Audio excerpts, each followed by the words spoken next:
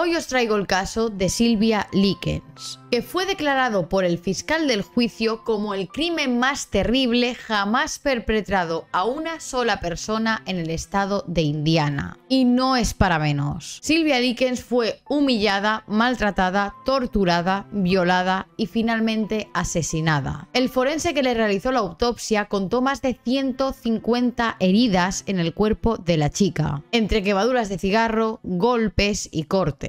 Y todo esto fue llevado a cabo por Gertrude Baniszewski, que era la mujer encargada de cuidarla en ausencia de sus padres, y también por sus hijos y muchos de los jóvenes del vecindario. Este es un caso terriblemente angustioso, cruel y sádico, de los peores que he investigado hasta el momento con diferencia, así que quedáis avisados. Así que si queréis enteraros de este caso, quedaos a ver este vídeo. Si os gusta este tipo de contenido de casos de crímenes reales, os invito a que os suscribáis aquí abajito, ya que le deis a la campanita la opción de todas para que YouTube siempre os notifique cuando subo vídeo. Ahora sí, vamos con el vídeo. Para empezar vamos a conocer la vida de Gertrude Baniszewski, conocida también como la madre torturadora. Nacería un mes antes del crack del 29, el 19 de septiembre, en Indianápolis, Indiana. Su nombre de nacimiento es Gertrude Nadine Van Fossen y se crió en el seno de una familia humilde y trabajadora junto a sus 5 hermanos. De su madre no se sabe demasiado, solo que se llamaba Molly Myrtle y que madre e hija tenían una relación bastante tirante, y es que no se llevaban demasiado bien. Por lo que respecta a su padre, Hugh Marcos Van Fossen tenía un apego y un vínculo mayor con su hija, pero desgraciadamente este moriría delante de ella, y es que falleció de un ataque al corazón cuando Gertrude tenía solo 11 años, lo cual supuso un duro golpe para ella. A los 16 años, Gertrude se quedó embarazada de un joven 2 años mayor que ella, John Baniszewski. Como solía ocurrir en esta época, embarazarse antes del matrimonio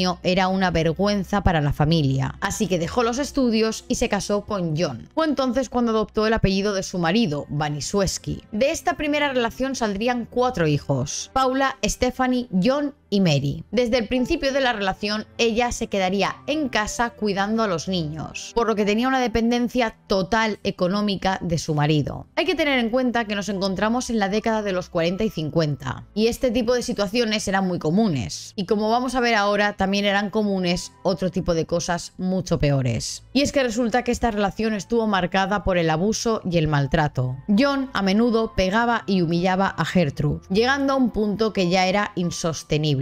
Y a los 10 años de matrimonio se divorciaron. Gertrude continuó en una situación bastante vulnerable después de su divorcio. Se había quedado con la custodia de los hijos y seguía dependiendo de la aportación económica de John, su exmarido, que en muchas ocasiones esa aportación, ese dinero, no llegaba. Al poco tiempo, Gertrude acabó conociendo a otro hombre, Edward Guthrie, con quien se casaría. Sin embargo, esta relación duró solo 3 meses, ya que Edward se había cansado de ella y no quería hacerse cargo de 4 hijos que no eran suyos. Gertrude, después de divorciarse esta segunda vez, retomó el contacto con su primer esposo, con John Baniszewski, con quien se reconciliaría y se volvería a casar. De esta segunda oportunidad que se dieron la pareja, nacieron otros 2 niños. Pero, como se suele decir, segundas oportunidades nunca fueron buenas. Y esta segunda relación seguía la misma dinámica que la primera. Y se acabaron divorciando finalmente en 1963 y esta vez de forma definitiva. Gertrude ya tenía 37 años y conoció a un hombre más joven, Dennis Lee Wright, de 23 años. Esta relación, al igual que las anteriores, también estuvo marcada por el maltrato. Dennis solía maltratarla y también abusar de ella. De esta relación con Dennis, Gertrude tendría 2 embarazos. Uno de ellos lo perdió en un aborto espontáneo y el otro niño sí que llegó a nacer y se llamaría Dennis Jr. Sin embargo, al poco de nacer ese bebé, en 1963, el padre les abandonó y desapareció de sus vidas. Pero no para siempre, porque solía venir de vez en cuando a pedirles dinero. En estos momentos la situación económica de Gertrude era muy complicada. Tenía 7 hijos y se había quedado sin el apoyo económico de su marido. Y la salud física y mental de Gertrude había empeorado muchísimo. Gertrude había pasado por 3 matrimonios, en los que había sido maltratada, había pasado por un aborto traumático, además era asmática y a todo esto se sumaron los problemas económicos. Entre esto y la depresión apenas comía. Estaba muy delgada y también empezó a perder cabello. Como os he mencionado antes, John Baniszewski, su primer marido, el padre de 6 de los 7 hijos de Gertrude, tenía la obligación de pasarle una manutención, una pensión económica, pero a veces no lo hacía. Así que Gertrude empezó a trabajar de lo que podía, limpiando casas, lavando ropa de los vecinos y cuidando niños. Así es como los caminos de Gertrude y de Sylvia Likens se cruzarían en 1965. Sylvia Mary Likens nació el 3 de enero de 1949, también en una familia numerosa, pues tenía 4 hermanos. Sus padres, Betty Francis y Lester Likens, tenían una relación bastante inestable. Tenían muchos problemas económicos y también solían discutir. Seguían casados, pero estaban separados, lo dejaban y volvían constantemente. Solían trabajar como feriantes para ganarse la vida, por lo que solían viajar de un pueblo a otro, de feria en feria, para así poder mantener a duras penas a su familia, especialmente las temporadas de verano. Daniel y Benny eran los 2 hermanos varones de esta familia y solían ir a las ferias a trabajar con sus padres Betty y Lester. La hermana mayor de los Likens, Diana, ya tenía 18 años, se había casado y se había alejado de su familia, ya que, como os digo, convivían en un ambiente bastante tóxico. Sin embargo, a sus padres no les hacía gracia que sus hijas más pequeñas viajaran con ellos a las ferias. No les parecía seguro y querían que tuvieran una educación mejor. También es importante añadir que Jenny, la hermana pequeña de los Likens, tenía una discapacidad, y es que sufría poliomielitis, también conocida como la polio, por lo que una de sus piernas estaba atrofiada y la movía con mucha dificultad. Cojeaba mucho y se vio obligada a usar un aparato ortopédico en su pierna mala. Por esas razones, cuando los padres viajaban a las ferias para trabajar, solían dejar a las 2 niñas más pequeñas, Sylvia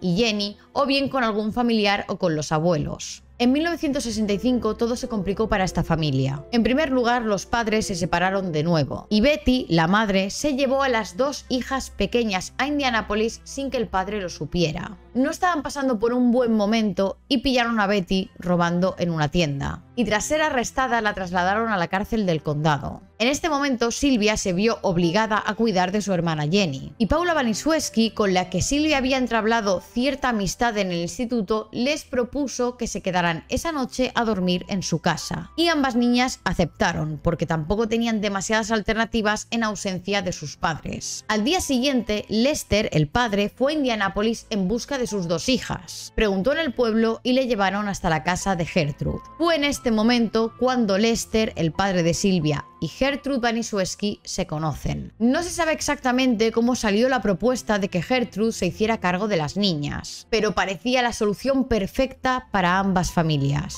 Por un lado, Lester había hablado con su mujer en la cárcel y le había convencido de ir a trabajar a la feria, es decir, necesitaba a alguien que se hiciera cargo de sus 2 hijas en su ausencia. Por otro lado estaba Gertrude, una madre soltera con 7 hijos que dependía de la pensión de su exmarido y que tenía serios problemas para llegar a fin de mes porque esta pensión rara vez llegaba. Gertrude parecía la persona ideal para cuidar de sus hijas. Era amable, religiosa y tenía 7 hijos, por lo que se suponía que tenía sobrada experiencia cuidando niños. Y al final llegaron a un acuerdo que era beneficioso para ambos. Gertrude se haría cargo de las 2 hermanas Likens a cambio del pago de $20 semanales por las molestias y la manutención de las niñas. Aunque claro, ni Lester ni Betty podían haber imaginado en este momento que ese acuerdo supondría un verdadero infierno para su hija Sylvia. En contra de lo que os podréis imaginar, los malos tratos y tortura a Sylvia Likens no fue algo instantáneo, sino que fue una situación que progresivamente fue yendo a peor. Según contaron los testigos, la primera semana de convivencia fue magnífica. Los hijos Baniszewski y las 2 jóvenes Likens se llevaban muy bien. Ya se conocían de antes, del instituto, y por lo que parecía en ese entonces eran amigos. Iban al colegio juntos, jugaban y se divertían. Y por lo que parece, ambas hermanas tenían un comportamiento ejemplar. Sin embargo, esta convivencia idílica apenas duró 2 semanas. Y es que todo se empezó a poner bastante perturbador cuando llegó el momento en el que los padres de Sylvia y Jenny, los Likens, tenían que hacer el pago de los $20 semanales. Y el día del pago, el dinero no llegó. Gertrude montó en cólera y decidió pagarlo con las jóvenes. Les dijo algo así como: me hice cargo de vosotras, perras, a cambio de nada.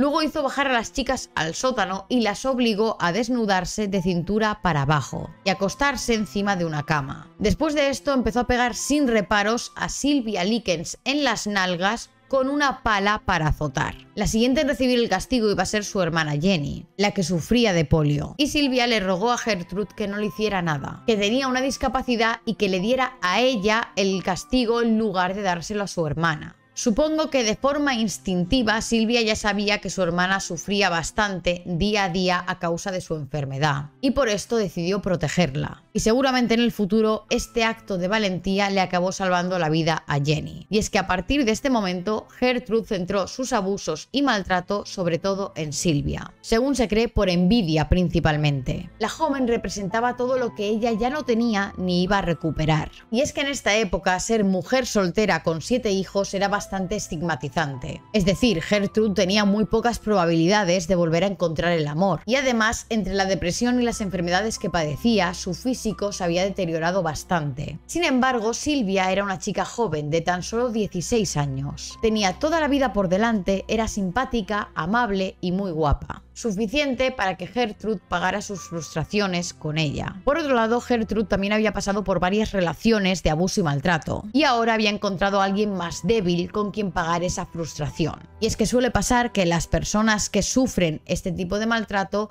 en un futuro continúan con esas dinámicas ejerciendo el maltrato sobre otros. Volviendo al caso, el pago de los $20 llegó al día siguiente de la reprimenda de Gertrude, y lo más seguro es que se hubiera retrasado por el servicio de correos, pero aún así ya la había tomado con ella. Y aunque llegó el pago, esto no cambió nada. Empezó a difamarla y a inventar rumores falsos sobre Sylvia, como que era una ladrona, que era sucia y que era sexualmente promiscua. Lo que se piensa aquí, como os digo, es que todos los temores e inseguridades de Gertrude los volcaba sobre Sylvia. Por ejemplo, en cuanto a las acusaciones constantes de promiscuidad, Gertrude difundía por todo el barrio que Sylvia se acostaba con cualquiera, que era básicamente una prostituta. Todo esto para ocultar la profunda vergüenza que sentía por su propia hija, por Paula, que estaba soltera y embarazada con 17 años en ese momento. Es decir, Gertrude lo que hacía era lanzar todas estas acusaciones sobre Sylvia para que los vecinos rumorearan sobre ella y que fuera Sylvia quien estuviera en boca de todo el vecindario, porque mientras más hablaran de Sylvia, menos tiempo tendrían para estar rumoreando sobre lo que iba haciendo Paula, su hija. Habitualmente Sylvia recibía palizas y lo obligaban a comer las sobras de los demás directamente de la basura. A estos abusos y humillaciones empezaron a sumarse sus hijos, que entraron fácilmente en esta dinámica de malos tratos, especialmente Paula, que la tiraba por las escaleras y le pegaba puñetazos en la cara con tal fuerza que en una ocasión llegó a lesionarse su propia muñeca. Sylvia no se defendió por miedo a más abusos físicos, y lo único que hizo fue defender un rumor en el instituto, afirmando que 2 de las hijas de Gertrude, Stephanie y Paula, ejercían la prostitución, pero esto no hizo más que empeorar la situación.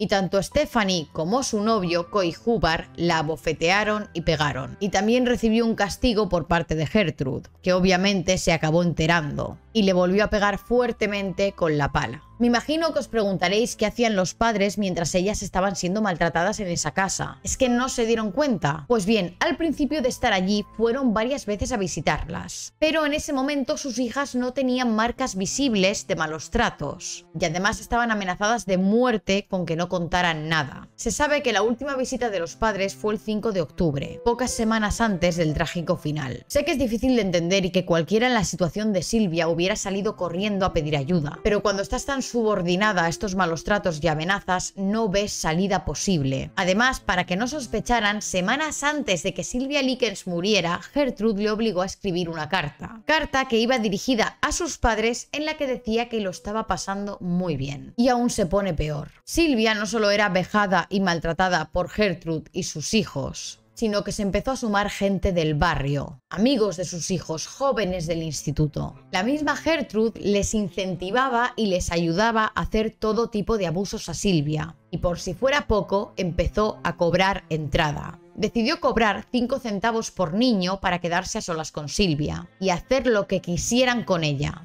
Entre los más asiduos a estas torturas estaban Coy Hubbard, que era el novio de Stephanie, una de las hijas de Gertrude, que este chico hacía judo y practicaba los golpes que aprendía en clase con Sylvia, como si fuera un maniquí. Y otro habitual a estas torturas era Richard Hobbs, un joven del barrio, el cual le había declarado su amor a Sylvia y ella lo rechazó. Y seguramente como venganza estaba encantado de pegarle todo tipo de golpes. Gertrude también comenzó a manipular a uno de sus hijos más pequeños, John Jr., de solo 12 años, haciéndole cómplice y partícipe de muchas de sus torturas. Por ejemplo, madre e hijo cogían pañales sucios de su hermano para metérselos a Sylvia en la boca. Llegó a tal punto que ni siquiera necesitaba una guía, una ayuda de su madre, y él mismo, de mutuo propio, empezó a maltratarla psicológicamente. Por ejemplo, hubo un momento en que no le daban ni comida ni agua, básicamente le estaban matando de hambre, y John acercaba un plato de sopa a Sylvia y cuando ella iba a comer se lo apartaba. En resumen, mucha gente, no se sabe realmente cuánta, participó en todo tipo de vejaciones, insultos, bofetadas, palizas, cortes y hasta le llegaron a apagar cigarros sobre la piel. Gertrude había manipulado de tal forma a estos jóvenes que les hizo creer que cualquier cosa que le hicieran a Sylvia estaba completamente justificada. Habitualmente también amenazaba a Jenny, la hermana pequeña de Sylvia, para que pegara a su hermana, y la niña, por miedo a recibir represalias, acababa haciéndolo. Llegó un momento que, como todo lo que le habían hecho a Sylvia ya era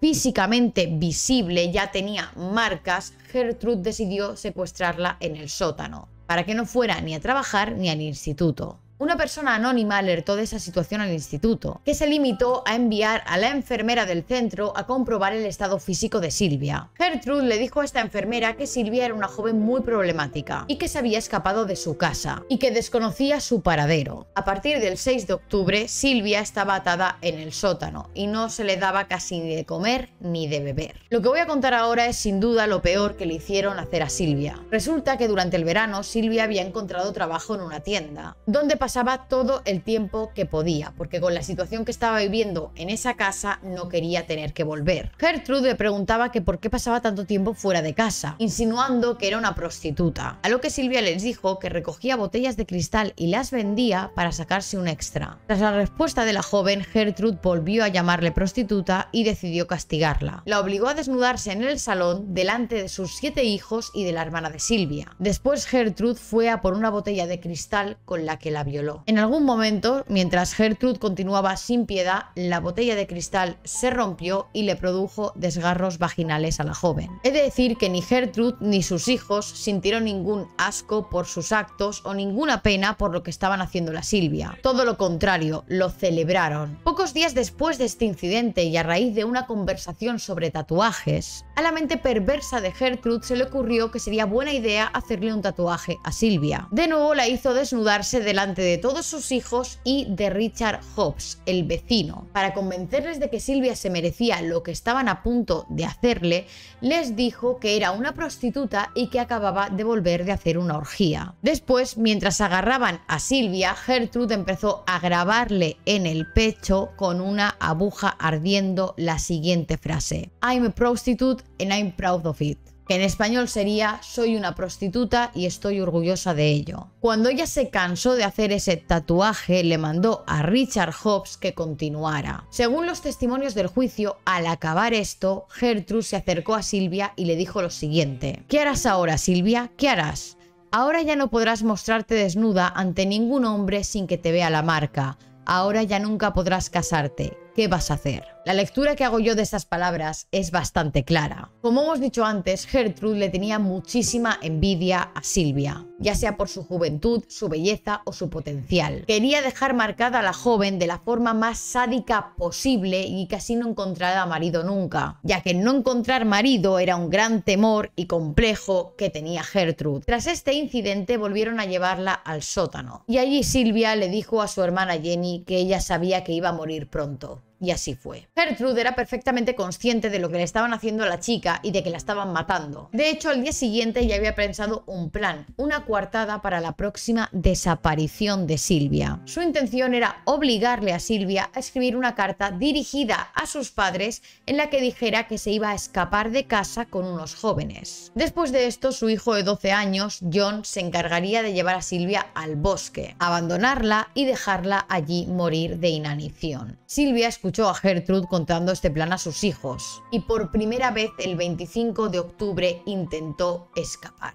Por desgracia, Coy Hubbard, que estaba encargado de vigilarla para que no escapase, y Gertrude la pillaron y la volvieron a atar en el sótano de nuevo. Como castigo le propinaron varias palizas y le golpearon en la cabeza hasta que no pudo más. Debido a las condiciones en las que estaba la joven en ese sótano y a todas las heridas, había bastante mal olor, así que Gertrude mandó a sus hijos que la limpiaran. Bajaron la manguera del jardín y la lavaron mientras se reían de ella. La chica ya ni se movía, estaba delirando. Y lo único que se le entendía es que deseaba que su padre estuviera allí con ella. Finalmente, ese mismo día, el 26 de octubre de 1965, Sylvia Likens acabó falleciendo a los 16 años. Según la autopsia que realizó el forense, la causa de la muerte fue debido a una hemorragia cerebral, causada por uno de los golpes que le propinaron en la cabeza. Aunque también dijo que las más de 150 heridas que tenía repartidas por todo el cuerpo y la desnutrición fueron factores clave en la muerte de Silvia. Los hijos de Gertrude se dieron cuenta de que ya no se movía ni respiraba. La empezaron a llamar y no respondía. Y por último intentaron reanimarla haciéndole boca a boca. Según dijeron, Gertrude entró en pánico y empezó a pegar al cadáver con un libro y a decirle que era una falsa, diciéndole a sus hijos que no le hicieran caso porque se estaba haciendo la muerta. Richard Hobbs decidió finalmente llamar a la policía e informar de la muerte de Silvia. Pero como os decía, resulta que días antes de la muerte de Silvia, Gertrude, que ya se veía venir este desenlace,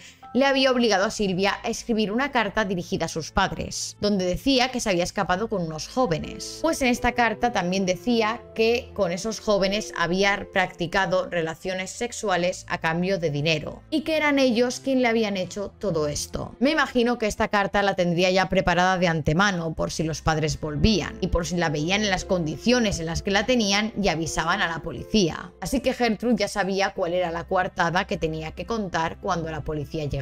Habló con sus hijos para que dijeran la misma versión, que Silvia se había escapado con unos jóvenes, que estos jóvenes fueron quienes le habían hecho todas estas torturas y que había vuelto en esas condiciones esta misma tarde, y que ellos, al verla en esa situación, la habían limpiado y habían intentado salvarle la vida. Después de todo lo que habían hecho, aún querían quedar como unos héroes, diciendo que habían intentado salvar y acoger a una joven problemática. Al mismo tiempo, también amenazaron a Jenny, la hermana pequeña de Silvia, para que no contara nada de esto a la policía. Paula, con una Biblia entre los brazos para parecer una buena chica de cara a la policía, le dijo a Jenny que si obedecía y no contaba nada, podría quedarse allí con ellos y ser una más de la familia. Cuando llegó la policía a la casa, les contaron su versión y le entregaron la carta que le habían hecho escribir a Silvia días antes.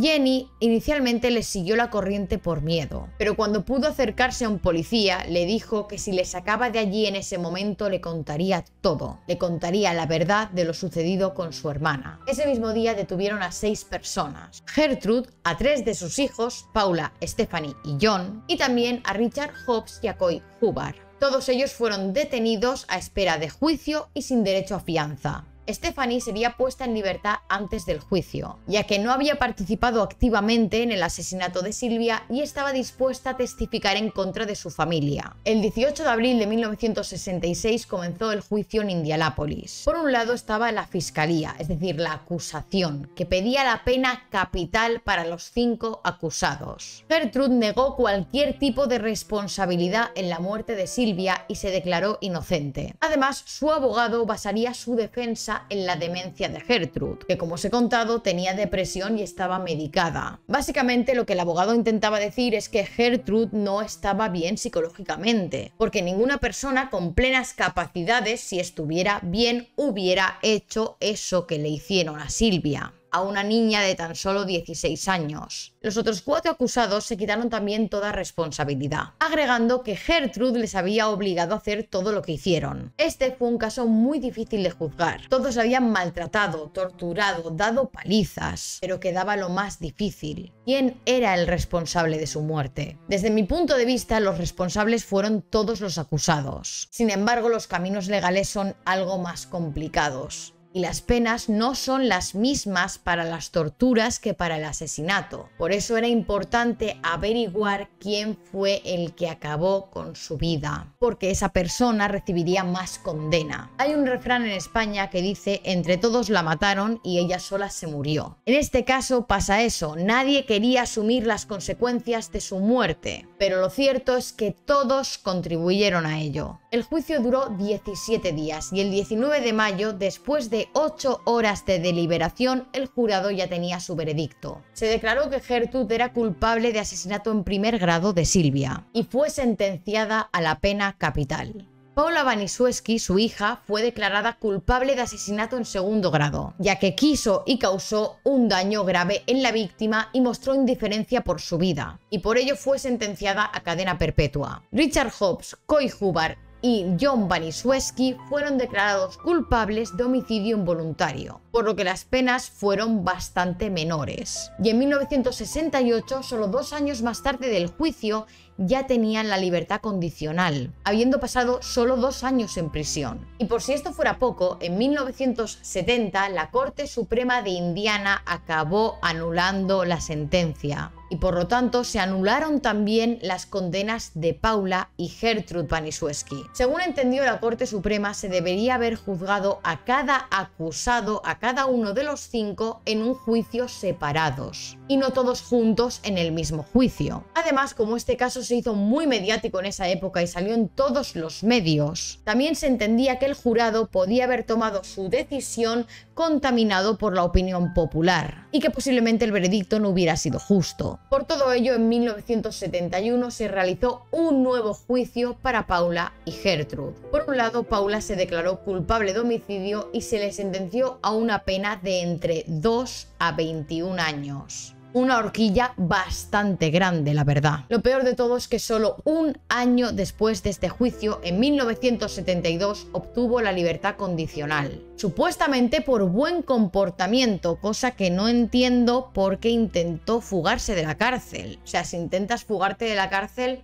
¿hasta qué punto te pueden dar la libertad condicional por buen comportamiento? Al ser puesta en libertad, lo primero que hizo fue cambiarse el nombre por Paula Peace. Por lo visto, Paula había estado trabajando desde 1998 como ayudante de una profesora en un instituto en Conrad, Iowa. Y resulta que en 2012 una persona anónima descubrió su verdadera identidad por Facebook y alertó al instituto de quién era realmente. Al final se corrió la voz y acabaron despidiéndola, en principio por haber mentido en su currículum. Por otro lado, Gertrude pasó de tener una sentencia de pena capital, que es la que tenía en el primer juicio, ahora en el segundo tuvo una sentencia de cadena perpetua por asesinato en primer grado. Durante sus años en la prisión de mujeres de Indiana tuvo un buen comportamiento y en 1985 acabó obteniendo también la libertad condicional. Cuando se supo que esto iba a ocurrir, hubo bastante enfado popular, especialmente por parte de la familia de Silvia, y se llegaron a recoger más de 40.000 firmas para intentar que Gertrude cumpliera su condena completa y que no fuera puesta en libertad, pero de nada sirvió. Gertrude salió, se cambió el nombre a Nadine Van Hosan y se mudó a otro estado.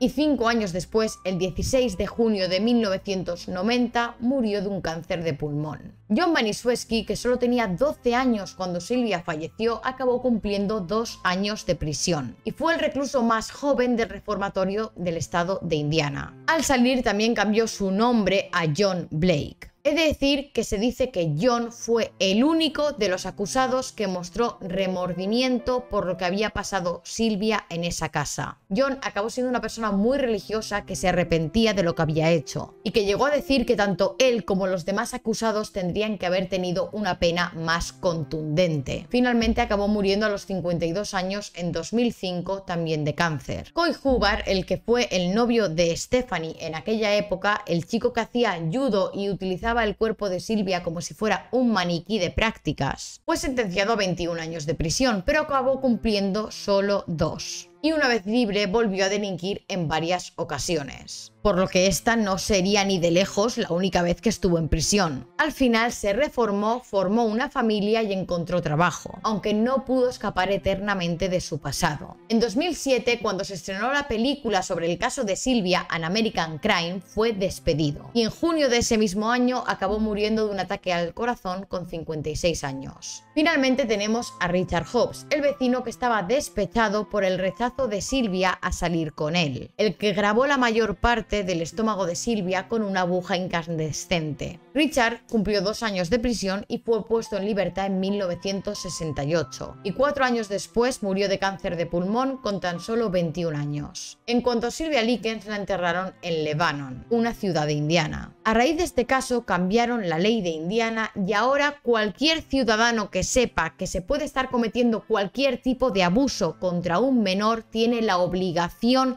de decirlo a las autoridades. También en honor de Silvia pusieron su nombre a una asociación de protección de niños. Y en 2001 también le dedicaron un pequeño monumento en Indianápolis. Como os he dicho al principio, lo que le hicieron a Silvia fue catalogado como el caso más terrible cometido a una sola persona en Indiana. Y realmente así lo creo yo. Sinceramente, las penas que se impusieron me parece como mínimo insuficientes. Desde mi punto de vista, por muy buen comportamiento, debería haber cumplido su condena completamente, al igual que los otros 4 condenados que cumplieron muy pocos años y enseguida los pusieron en libertad. Estamos hablando de un caso en el que le hicieron a una niña de tan solo 16 años todo tipo de torturas durante meses, de forma intencionada, premeditada y de la manera más sádica que jamás podamos imaginar. Y además ni siquiera reconocieron su responsabilidad por la muerte de Silvia. No pidieron perdón ni mostraron ningún signo de arrepentimiento de lo que le habían hecho a la chica. De los condenados, como os he dicho, solo uno mostró verdaderamente arrepentirse y era John Maniszewski, que sí que aceptó su responsabilidad sobre los hechos.